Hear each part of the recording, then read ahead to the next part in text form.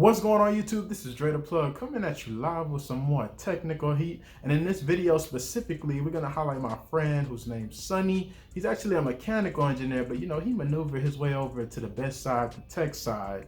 Now he basically worked as an electrical engineer with an ME degree.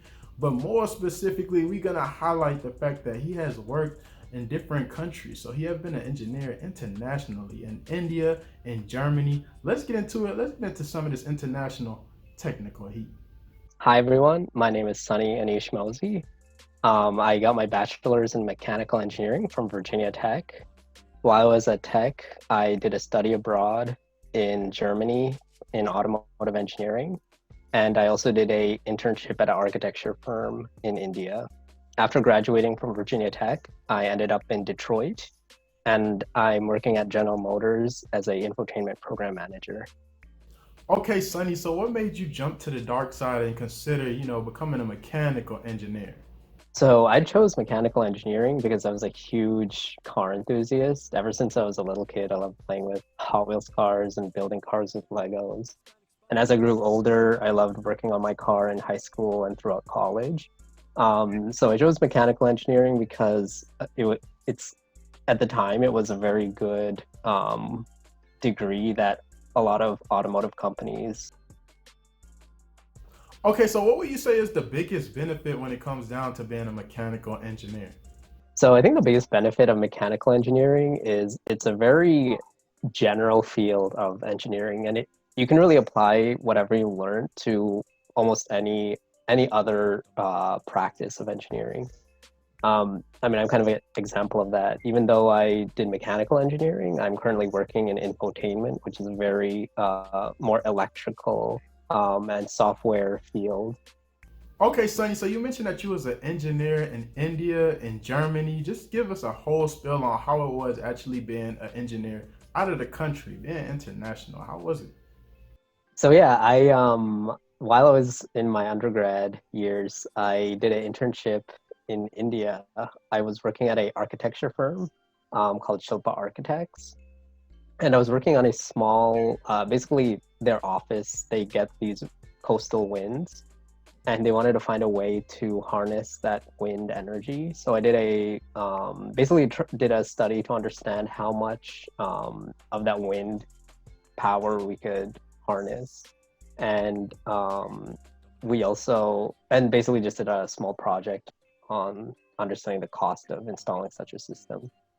I think one of the coolest things about working there was kind of the difference in work culture in just amongst your coworkers in a different country. In India, I noticed things were very much more casual, and I think specifically I remember one of the really interesting things was people like to share their lunch with each other, which is something I've never really seen anywhere else in the world. So I thought that was a fun difference about working there.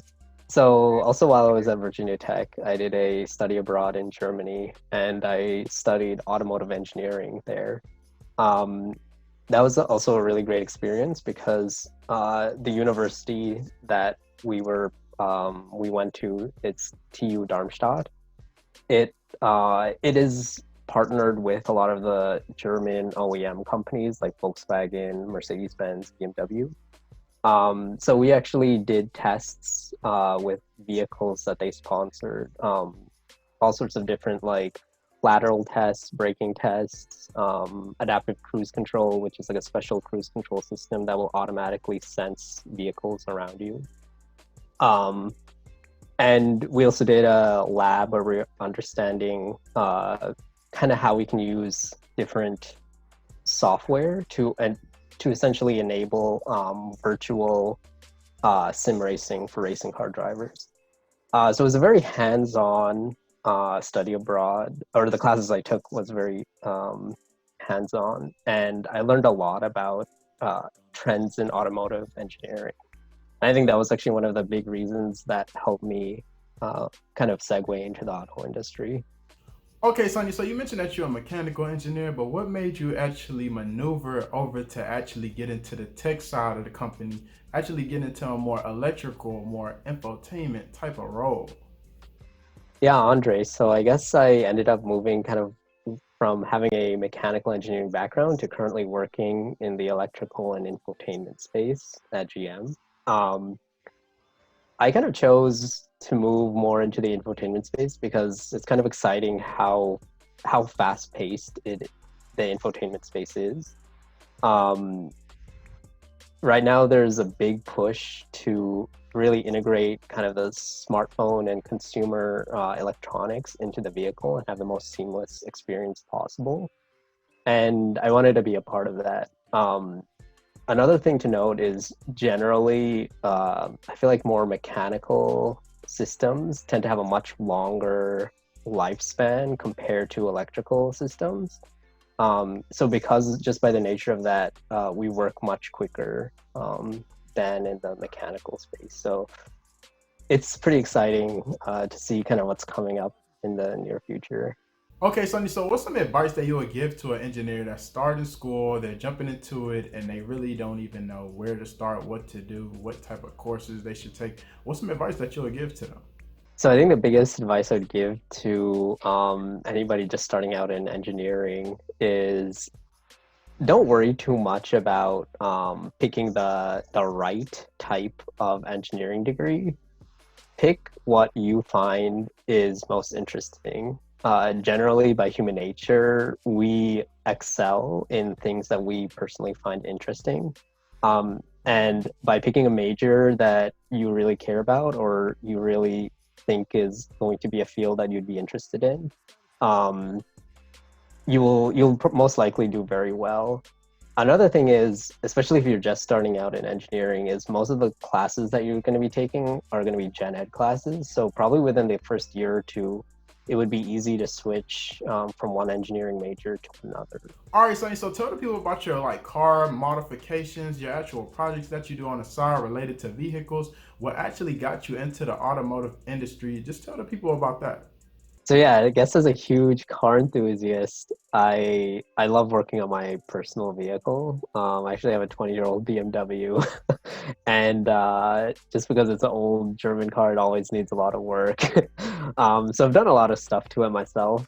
I completely changed all the brakes and rotors, swapped out the headlights, swapped out the taillights, um, and a few of like items on the interior had to be replaced. So I did did a few modifications as well to the interior. Like the seats were kind of messed up, and a few of the interior trim pieces I just had to replace.